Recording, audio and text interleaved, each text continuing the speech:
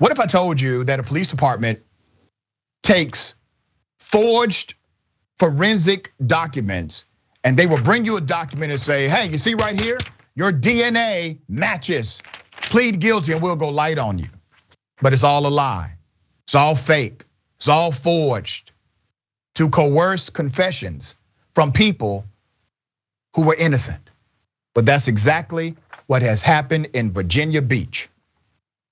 Virginia Beach police use forged documents to link people's DNA to crimes they never committed.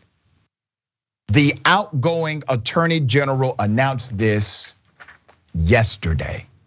Let me give you some background to this insanity.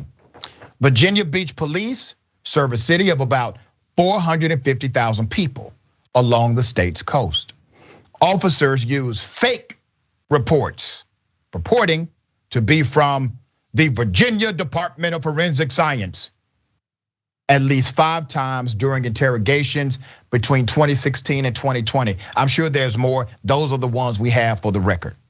The city said it ended the practice in May after conducting its own investigation, but called the tactic legal.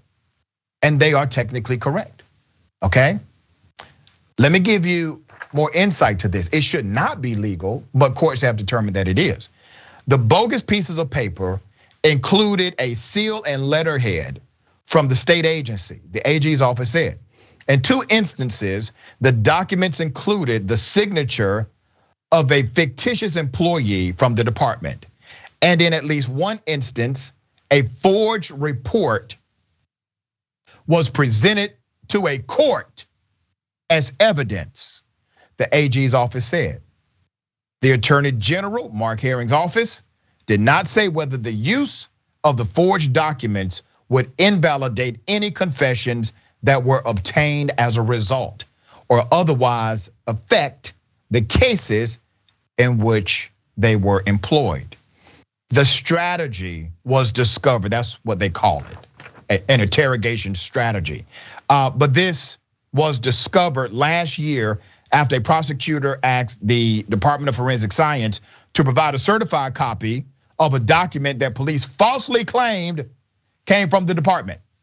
The AG's Office of Civil Rights launched an investigation and then proposed a conciliation agreement to stop the practice and reform department policies. Let me say this.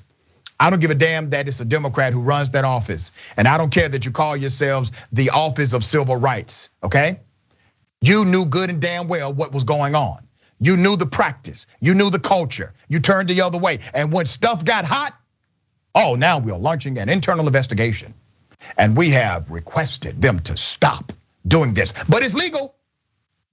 Remember, they put that caveat at the end of their statement. It's legal. Virginia Beach City Council agreed to the changes on Tuesday, according to the AG. They include an order from the police department mandating that all sworn personnel stop using fake certificates of analysis from the state agency. Detectives also must acknowledge and commit to following the order. The terms of the agreement will remain in effect for at least 2 years, the state said. Understand what they're doing now. They're saying, okay, we're gonna stop this horrible practice. Does not represent who we are. We're gonna stop it for 2 years. And then we can start it back up again after 2 years.